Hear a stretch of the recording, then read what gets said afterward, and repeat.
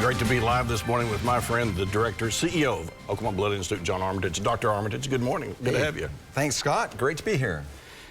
When we've been doing these lives for the last 2 years with Dr. Bookman, who's also a board member of the Oklahoma Blood Institute, we've noted that Blood Institute, there's been some challenges the last couple of years as we're coming out of this, even though the numbers are way up with COVID. What have we learned?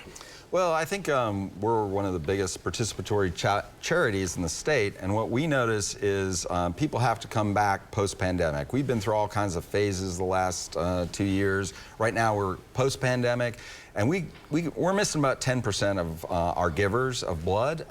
They're maybe not comfortable yet coming back. Maybe they're distracted with all the travel or hiding from the bad weather we've had, the heat, or maybe they've just given themselves permission to say no. And so we've been working really hard to engage those folks. That's our challenge right now. Our blood supply is, fortunately, we've got enough on the shelf today, but we don't know about next week. We're always on the knife's edge. And so what we're trying to do is figure out ways to pull people back to our mission. And we've got some strategies, and I think all nonprofits really need to focus on strategies around communication and collaboration and aligning with what people care about and showing that you, in your charitable work, connect to those passions that people have. Does that include younger folks?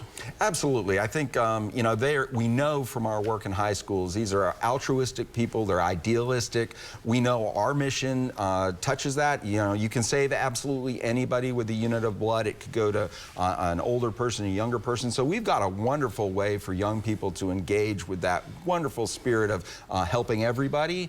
But we've got to get the message to them, and we've got to make it relevant. So in communicating, we know we've got to use new platforms. We've got to make gamification. We've got tools around trying to make games out of what we do and rewards out of even the communication where if you answer our quiz right, you get a prize. But we also have to use platforms like social media better and do more videos and do it in small bites that keep people's attention for a little bit of insider knowledge.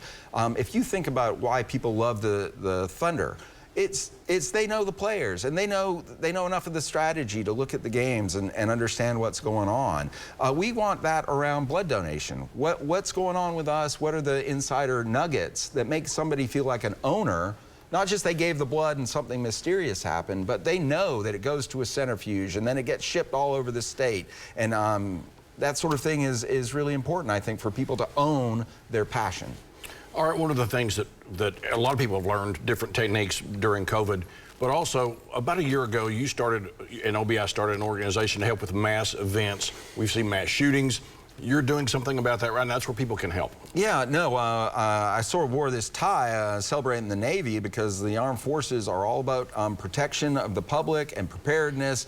They do it on a military basis. Blood donors do it on a healthcare basis. They make sure units are available. We created now a national collaborative of 32 other blood centers, which is 2/3 of the blood centers in the United States. We have now 150 O units ready to go to a Pulse-type shooting or a Las Vegas-type shooting or a natural disaster like the tornadoes in Kentucky this spring. So it feels great to have invented that, and more importantly, it feels that America has 150 units ready to go that they never had before. Dr. Armitage, thanks for being here today. Thank you so much. OBI.org. Absolutely. Okay? OBI.org. Thanks for being here. Yeah, thank you, sir. See this again at news9.com/yourvotecounts and follow me on Twitter @MitchellTalks.